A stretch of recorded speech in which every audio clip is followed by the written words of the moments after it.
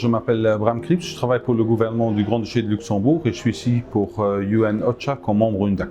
Alors, je m'appelle Ibo Mohamed Youssouf, je travaille en tant qu'experte environnement et changement climatique au PNUD.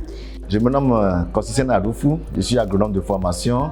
Je travaille pour la FAO et je suis basé à Accra au sein de l'équipe régionale de la FAO. Je m'appelle Mohamed Ismaël Tini, je suis du ministère de la Santé dans le département de la surveillance et de la riposte aux épidémies.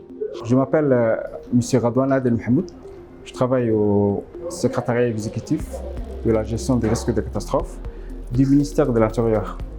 Je m'appelle Monia Inachaka, je travaille pour OCHA, le bureau régional couvrant l'Afrique de l'Est et Australie. La préparation et les parties réponses. Alors, ma contribution était comme déjà membre de l'équipe cadre, mais aussi team leader de la composante préparation à la réponse. J'ai contribué en tant qu'experte d'abord en environnement et changement climatique, mais le PNUD devait couvrir les aspects en lien avec la gouvernance. Ma contribution était dans cette équipe en tant qu'expert national sur la gestion de pandémies et épidémies et de catastrophes au niveau de l'équipe cadre. Nous avons été l'institution qui a introduit la requête auprès du coordinateur résident du système des Nations Unies. J'étais à Tadjoura.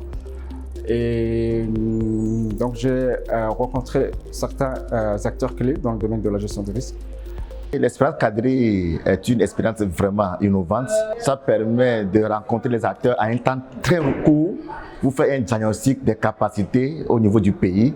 Et je crois que c'est en ce sens que j'ai beaucoup participé à cet exercice à Djibouti. Oui, vous savez que la FAO joue un grand rôle en ce qui concerne la sécurité alimentaire au niveau mondial.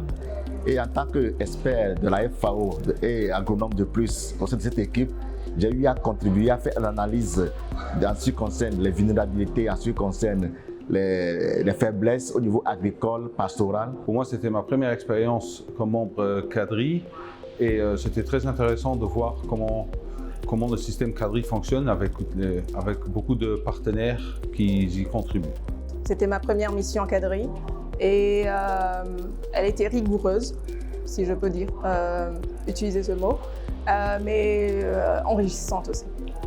Alors, innovante, parce que là, c'est la première fois que je travaille avec plusieurs personnes représentant plusieurs agences des Nations Unies.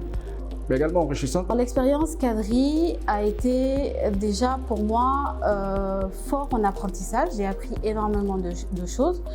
Ça m'a permis également de me reconnecter à l'expérience au niveau du terrain parce que nous sommes quand même allés sur le terrain pour pouvoir discuter avec les bénéficiaires et les institutions au niveau des régions. Donc ça aussi, ça a été intéressant.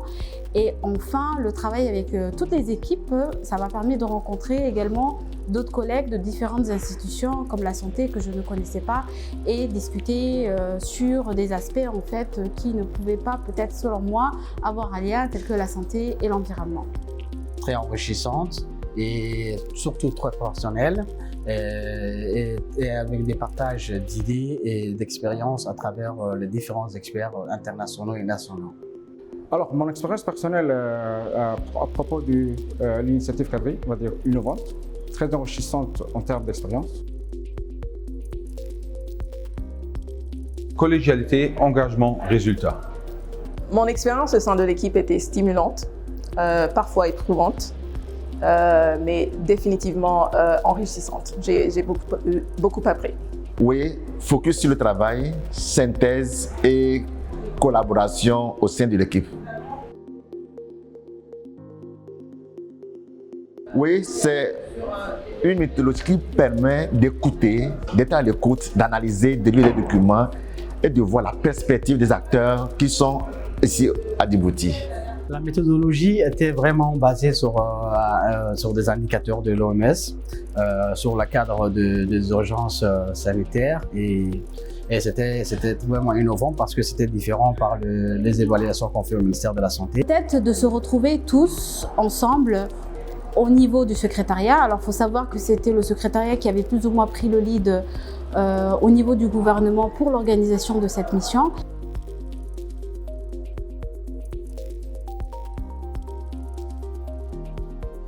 Oui, chaque pays a sa spécificité. Et ici à Djibouti, nous avons compris que l'agriculture dépend beaucoup de l'eau, comme n'importe quel pays, et surtout que c'est un pays agro-pastoral. Et cet outil cadré nous a permis de faire ce diagnostic et de placer la production agricole au sein de la sécurité alimentaire à Djibouti.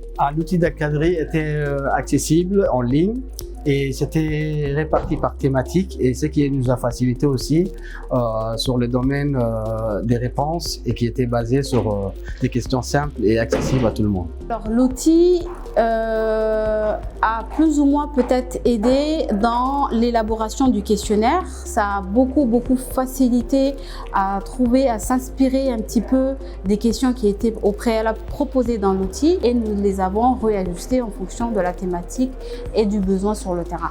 Et je pense que ça a été d'une grande utilité. Avec beaucoup de patience, on peut arriver très loin et à de bons résultats. J'aimerais ajouter aussi que l'implication à tout le monde et voir aussi d'autres indicateurs qui pourraient nous aider dans le futur à améliorer à notre niveau au ministère de la Santé la mise en place des structures, des urgences. Alors non, je voudrais remercier peut-être tous les collègues qui ont participé à cette mission, et dire aussi que le travail continue, hein, on n'a pas encore fini, et que j'espère que le rapport, en tout cas à la fin qui sortira de cette mission, aidera énormément le ministère de l'Intérieur et le secrétariat à pouvoir avancer sur les aspects en lien avec la gestion des risques et des catastrophes. Oui, faire l'étude c'est bien, mais il faut aller au-delà. C'est-à-dire qu'il faut maintenant élaborer le rapport et surtout aussi établir un plan d'action pour répondre à toutes les recommandations que nous avons formulées au cours de cette émission cadrée. Merci. Oui, bien sûr. J'aimerais remercier tous les collègues experts du CADRI qui étaient là tout au long de ces 10 jours à Djibouti. J'aimerais également remercier le coordonnateur résident du système des Nations Unies qui a bien voulu introduire notre requête auprès de l'initiative CADRI, mais également toutes les institutions nationales qui ont bien voulu collaborer avec nous et qui ont bien voulu nous recevoir dans leurs locaux et qui ont bien voulu également répondre à nos questions. Merci.